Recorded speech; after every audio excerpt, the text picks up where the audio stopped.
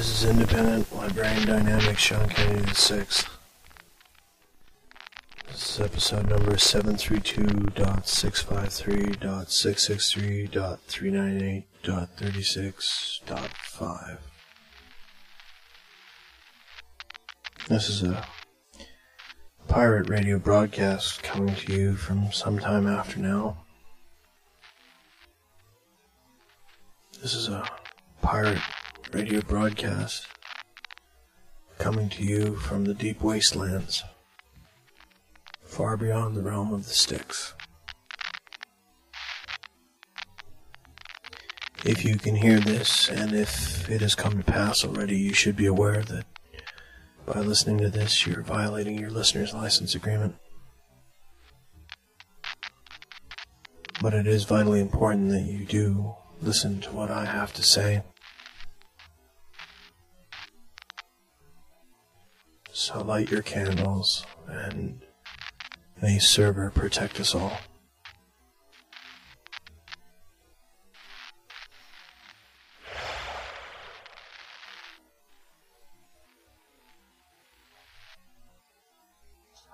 You know, sometimes, even here in the Afternow, things happen that just go beyond.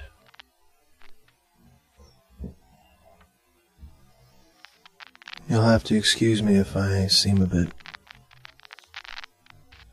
gone. Right now, I've had a pretty interesting evening of it. Got a little bit of time before the sun comes up. There's still no sign of Carcass, well past the Styx, and this rad cam seems to be working pretty good. The Watchers never returned, so I gathered I was free to go.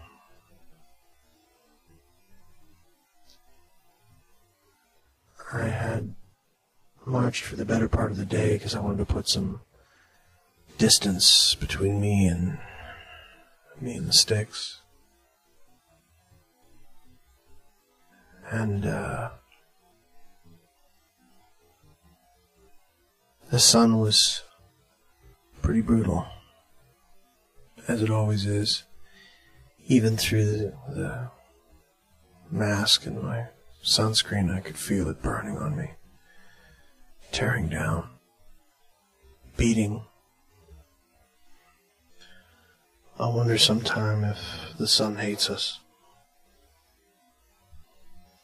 I wonder if the only thing that's kept us from being destroyed is that precious thin layer of ozone that we so carelessly burned away.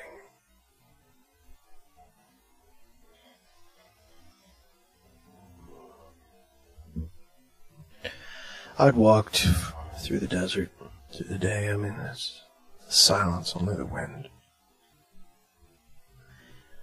And it was around nightfall that I heard this explosion. It was close.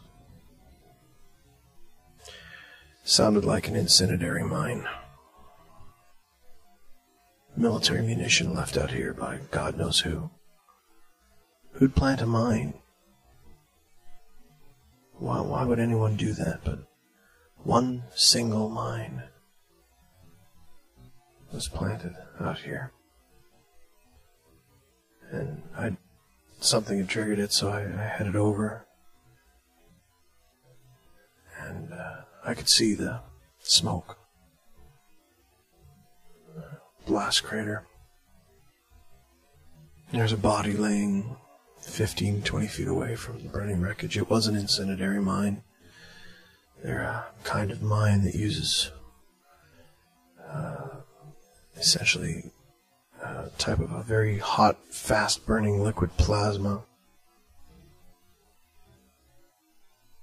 It was considered a humane mine because anything that it did wound-wise, it cauterized, so that if it blew off a limb, at least it did you the honor of cauterizing the stump.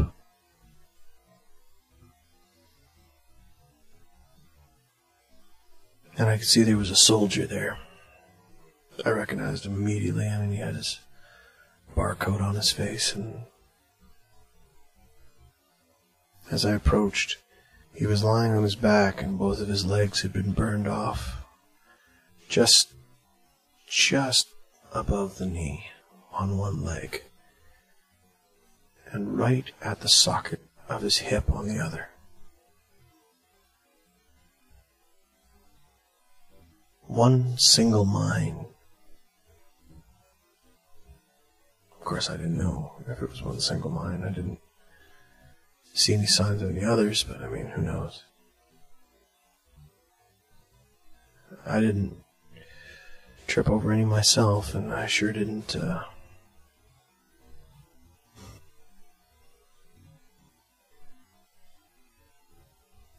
I didn't see anything that suggested even a minefield. This was just some cruel joke. Some cruel thing done by someone who didn't care. He was fitted desert fashion. He must have been a desert rat running around out here. Maybe he was going to meet me. I have no idea, but I walked up. He was lying on his back, his eyes wide open and staring at the sky, gaping.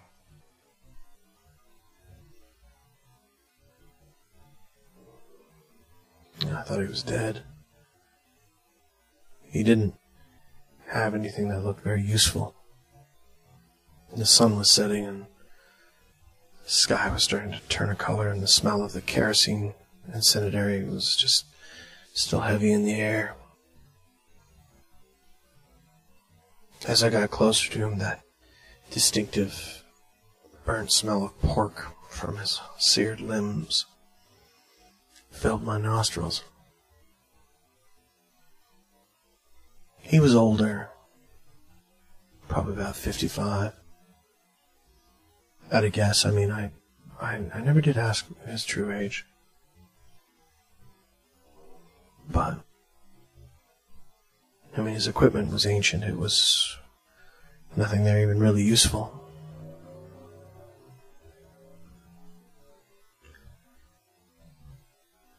I was going to turn and walk away when I heard him say, "Hello."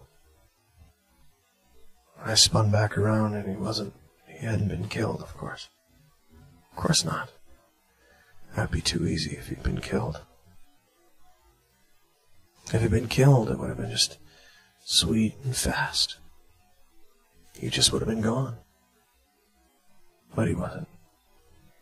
He didn't even turn his head. He just said hello. He knew I was there. I approached, kneeled beside him. I said hello back, and there was a long pause. He said, "I've stepped on an incendiary mine, haven't I?" And I said, "Yeah." I said, "You don't have any legs." And he said, "I know."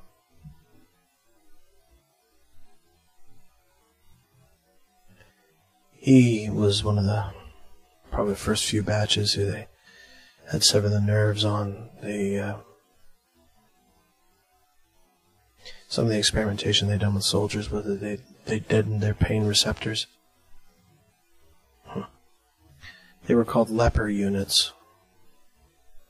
It was interesting because on one hand they weren't really slowed down by pain or any type of injury in battle, yet if they injured themselves, they had no way of knowing.